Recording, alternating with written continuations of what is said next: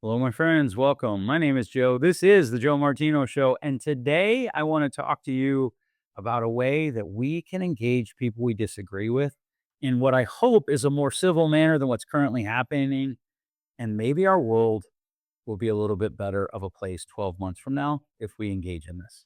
Let's kick it off. This is the Joe Martino Show. You're listening to The Joe Martino Show, a podcast dealing with all things emotional, relational, and human nature. Joe is a licensed counselor in the state of Michigan, specializing in relationship therapy. He is also the author of the book, The Emotionally Secure Couple. All advice offered in this episode is offered for entertainment and educational purposes only. Enjoy the show. All right. Welcome back. Welcome to the fall season of the Joe Martino Show.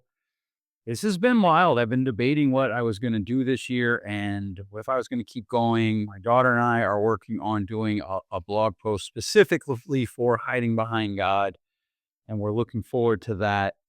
At some point, I wonder, has this podcast run its course? Has it accomplished what I've wanted to do? We're 300 and some episodes in.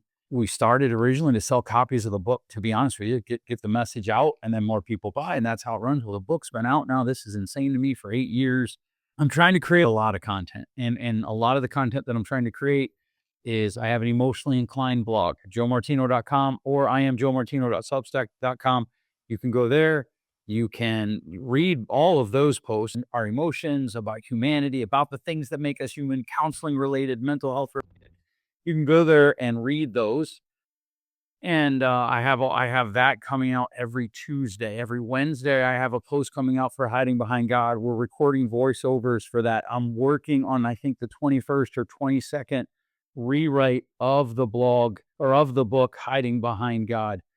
And it is, it's a lot to do because this is not stuff, that I take a salary for. I take a salary for counseling. I get a salary for counseling. And so I've debated that and I put together all the time. I keep a running list of like show ideas. And when that runs out, I'm done.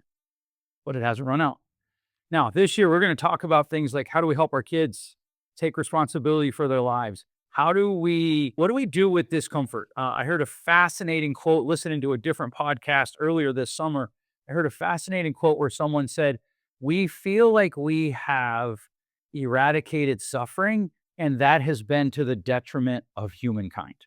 And so we're going to talk about that. I'm seeing it more and more with college age students. Their parents are rescuing them from any level of discomfort. And anytime they feel uncomfortable, the kids, their parents are telling them that it is some level of depression. "Oh, you're just depressed, sweetheart. Just come home and be with mommy or daddy." And look, I don't want my kids to go through hard things, but I recognize that them going through hard things is the only way that they grow. And so that's been part of my summer. My daughter is getting married a few weeks after this first episode will drop. Her fiance has moved here to Michigan. He lives here locally. They bought a home they're moving into after the wedding. I'm officiating the wedding. My youngest is turning 13. And I'll be honest with you, that's really hard because I love being a dad and I love being a dad to kids under 13. I also love being a dad to kids over 13, but I love being a dad to kids under 13. And I know when he turns 13, there are life progressions that come that are going to be things that I should celebrate and that I grieve. And I recognize that. And I want to talk about what does that look like? How do we transition well in different stages of our lives? How do we transition well? One of the things that our world, I'm convinced, is trying to do is we don't want to age. We don't want to die. Of course, we don't want to die, but we don't want to age. And so we're going to talk about what does it mean to age gracefully? How do we move through the seasons of life? There's a bunch of different topics that we're going to talk about. We're going to talk about one today that wasn't on the list because I'm recording this after other episodes were done. And I'm recording and scheduled to go up on the day that this comes up, which I actually need to look at the calendar and I'll tell you right here in real time what day this will go. Okay, so this is going to go up September 17th. This was not scheduled. I'm recording this on September 11th. And the reason I'm recording it, if you have been around, you saw that Charlie Kirk was murdered yesterday. And in the days leading up to that, you saw that a Ukrainian immigrant was killed on a North Carolina public transit bus by a gentleman who had been arrested 14 times and let go on cashless bond. In other words, he just was arrested and let go under his own recognizance. And if you've watched that, you've got to have some type of emotion. And it's not just the events. I have some level of emotion to people's responses. And I said to a friend, I'm going to say this publicly. I'm a little scared to say this. I want to say this first, that the opinions expressed on this show are mine. They're not necessarily the opinions of my wife's company. They are mine. If you have a Ukrainian flag on your card and you won't eat at Anna's house because they supported Trump, and Trump is anti-gay, is what you would say, why do you support a country that has literally executed men for being gay? And if you never talked about the Ukrainian immigrant that was murdered, and then the government, the city government, tried to cover it up, I don't actually believe that you care all that much about Ukraine. I don't really believe you care all that much about immigrants. And with that said, I'm happy to have the discussion because that's where I want it to go today. If you celebrated Charlie Kirk's death because you think you have moral high ground to him, you don't. And we should not celebrate the death of those we disagree with because we disagree with them. Charlie Kirk did not kill anyone. He did not murder anyone. He did not violate any laws. He was utilizing his free speech, something I am a huge fan of. And I think we as a society have to look at something here. We have created a world where if people disagree with us, we've kind of said, okay, violence is okay, right? You have the senator in Minnesota who was killed. Her and her husband was killed just a few weeks ago. And part of that is I want to talk today about we tend to all think that we're open-minded until somebody disagrees with us. I met someone who I really like. They're a nice person. We've developed something of a relationship, friendship.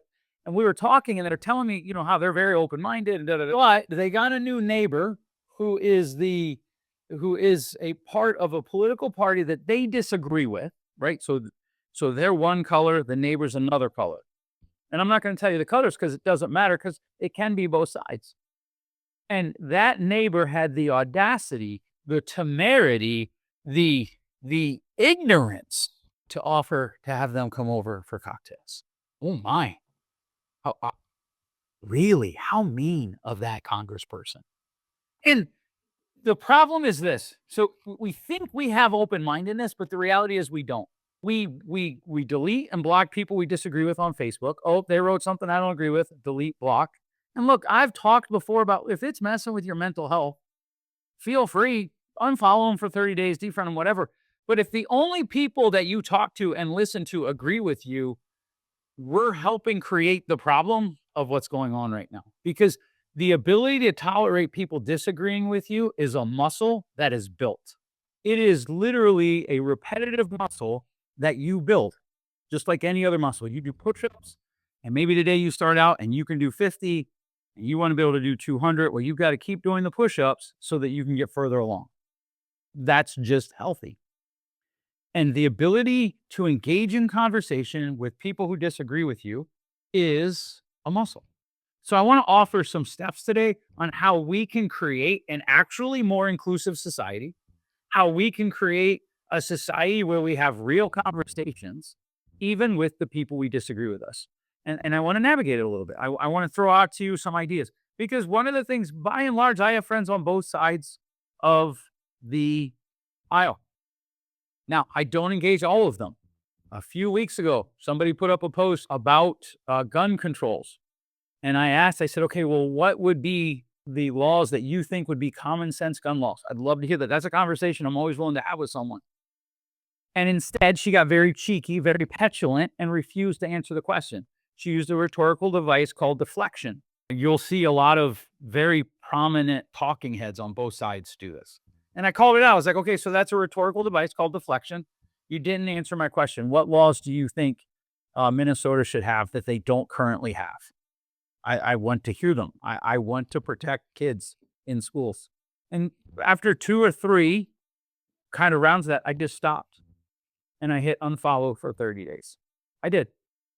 Now, here's the thing. That's because I typically follow a rule of 3. So 3 steps. First of all, let's just say that you and I are having a discussion about why homemade sauce is better than canned or jarred sauce. I'm trying to pick something that isn't overly controversial so we don't get lost in the illustration. Let's say that you and I are having a conversation about why you think jarred or canned sauce is better than homemade sauce. And I tell you why you're wrong and why objectively homemade sauce is better. You say your position once, I maybe ask clarifying questions and respond. That's one. And then I say my side, and you maybe ask clarifying questions or respond. That's two. If it's going well to this point, I'll continue into the third run, right? Like, oh, no, homemade sauce is better because it doesn't have as many preservatives in it. It tastes better. And you're like, yeah, but convenience. And I don't know how to make homemade sauce. I didn't have an Italian mother like you do, or did. I guess I still do, but she's passed, right? And so as those things run, we go back and forth. If we go through that 3 times and we're okay, I'm going to make a judgment call. Are we saying new things? Are we covering new information, or are we just repeating ourselves? If we're just repeating ourselves, I'm going to say something to you along the lines of, hey, Paul, hey, Frank, hey, Mary, I just want you to know that I appreciate this conversation, but I feel like we're both saying the same thing now, or we're just repeating ourselves. We're not actually bringing any new information to the conversation. And I feel like I know what you believe about sauce. You believe that jarred or canned sauce is better because of these reasons. Is that right? And I feel like you know what I'm saying. So if it's all right with you, I'm kind of not interested in continuing this talk anymore unless there's something new that you want to add to the conversation. Now with close friends, like there are, I have some close friends. I think of my friend Amelia, not her real name, but she knows who she is in the code word. Her and I will have discussions and we'll go back and forth 6, 7, 8, 9, 10 times because it's always cordial. It's always well thought out. It's always, discussion oriented. It's not personal. So that's my first application of the rule of 3. If we're having a conversation where you start attacking me or you start calling me names or you start, saying I'm stupid or, something that is outside the bounds of civil discourse, I'll let it go once, I'll let it go twice, and the third time I'm done. And then I'm not even necessarily polite. Now I'm like, hey, this conversation just isn't going anywhere. I need to stop. I think we need to stop. Now, if there are people that are on the way outside circles of how I know them, I might not say this next part, but often I will say to people that I know I'm going to see again, I'd be happy to pick this up again, maybe when emotions are less. I'd be happy to pick this up again if we feel it can be productive. Oh, we can move on with life and not have this discussion again. Remember, if you go back through previous episodes, I am not we have to agree 100% on 100% of the things guy. We have to be a good solid 70%. We need to agree on about 70% of the things, 60%, 50%. To be honest with you, the older I get, the lower that percentage gets. I doubt it will ever get below 50. But if they're close friends, I'm going to make sure I say to them, hey, I just don't feel like this is going anywhere. Or you know what? We're not getting anywhere. Maybe we could stop and just agree to disagree for now and we could revisit it later. So I would encourage you, if you want to cultivate conversations with people around you that don't necessarily agree with you, cultivate the rule of 3. I'll give you one that is real. I hear people talk about book banning, and I've done an episode on this. I don't think saying I don't want a book in the library is book banning, especially because at most public schools, you're making my kid go to the library. So you can say, well, you can tell that your kid can't read the book and blah, blah, blah, blah, blah. I think there is some level of age appropriateness, and we do have a public library. And most people are going to say to me, but not everybody has access to the public library. That may be true. I live in a pretty rural town. I live in a town that has quite a bit of its own poverty, and people seem to be able to find their way to the library. But I'm happy to have the conversation. I'm happy to have the conversation about what is book banning and what isn't. But I will often say to people, if the Quran is in your public school library and the Bible isn't, you don't care about religion, separation of church and state. And I'm not sure you care that much about book banning. And that's how I interpret the behaviors of that town. They banned one religious book and not another, using your language, because I wouldn't say it's banning. And that's where it gets very, very controversial. And if the person can hang with me there and we can have a conversation, and I've had this, I am happy to go past the 3 evolutions. I've often stopped long before we got to 3. We get 1 evolution in and they're screaming names at me, doing the whole finger pointing thing. Okay, I'm done there. I'm out. But one of the things that we then run out is, what does it look like for us to have conversations with people we disagree with? And I'm happy to have that conversation, because here's the thing, I've learned a lot with conversations with people that I disagreed with. I struggle, I'll be honest with you, I struggle when I feel like they're quoting facts that are not facts, or they're misquoting quotes, right? They take a middle quote out and they make that the whole quote. That bothers me, and I've seen both sides do that. But I'm worried about the world that I'm leaving my son. I'm worried about the world that I'm leaving my daughters, because we have to consider the rhetoric we use. And everybody agrees with that, but it means different things to certain people. Here's what I mean by it. If we should not be shocked when we have told an entire generation that words, actual words of disagreement, are violence. Not words calling for violence, right? So if you walk into a crowded theater and you say fire and there isn't one and somebody dies, you should be held accountable for that. If you say kill all the State fans because you're a Michigan fan, and somebody kills a State fan, you should be held accountable for that. But if you say State fans have ugly green and white, I'm trying to pick things that aren't necessarily real so we don't get caught up in the illustration. That's not hate speech. That is not violence. That is not anything other than a disagreement. And when we say that words themselves, words of disagreement, are violence, it's not a big jump to then use violence to silence those we disagree with. And that terrifies me. It absolutely terrifies me. Not every disagreement is a personal attack. Even when somebody says something you're doing is wrong, that's not an attack. And we've gotten to the place where that's what's running through our world. And then somebody jumps from that to violence, to literal violence, taking away lives. And we've got to stop that. I think part of the way we stop that is we engage people that we disagree with and people we agree with. But I was talking to a client one night. We were walking out. We were just kind of, if you've ever been to therapy, depending on how long the walk is from the therapy room to wherever the exit from the suite is, you can get a little conversation in. And we are talking about the polarization of our world. And I said, the thing that saddens me is we no longer have people who disagree who get together for barbecues. We no longer have people who disagree who get together for a drink, who get together for cocktails, who get together for a bonfire. If you don't believe, like, our world, our country has come to this place. If you don't agree with me, you're evil. Every disagreement means that the view that I hold is the moral high ground. That is not a sustainable way to have a country that is welcoming to opposing views. That is not a sustainable way to have a society that walks hand in hand towards building a better tomorrow to leave our children. I'm not kidding. Like, I laid him dead and I watched my son. He still likes to get in bed in the morning and snuggle with us. And this morning I got up and I had an appointment and then I went to the gym and then I came home and he was still asleep. And I just sat in the bed and I just watched him sleep. And I thought, buddy, what world am I leaving you? So I'm begging you, start engaging with people you disagree with. Stop hitting block, delete, or delete, block, whatever it is, just because you're angry. When you're angry, ask yourself, why am I angry? And the first answer is going to be because I have the moral high ground. Maybe you do, but maybe you're wrong. Maybe they're not completely wrong. Because if we did what I was talking to that client about, and we started to have dinner with people we disagreed with, if we started to have dinner parties with people we disagreed with, if we started to have bonfires with people we disagreed with and drinks and coffee, we'd find that they're just as human as we are. Often they want the same things that you want. They want the same things that I want. They just want it. They just believe that we get there differently. And they're entitled to that belief. They're entitled to their view. And yeah, that goes all the way across. My Christian friends are entitled to their view. Muslim friends are entitled to their view. And they're both entitled to look at each other and say they're wrong. That's not hate speech. Part of the problem is we're too busy.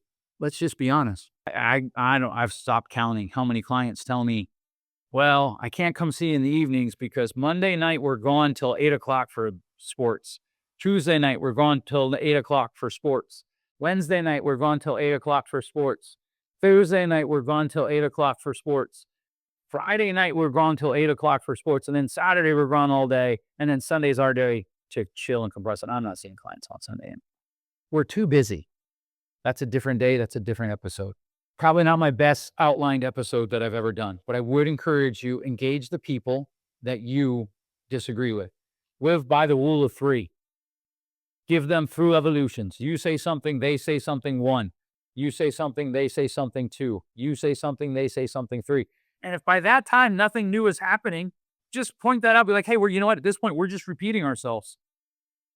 I'm wondering if you're willing to just kind of put that down and we can talk about other things. What are ways that you have found to engage people that you disagree with?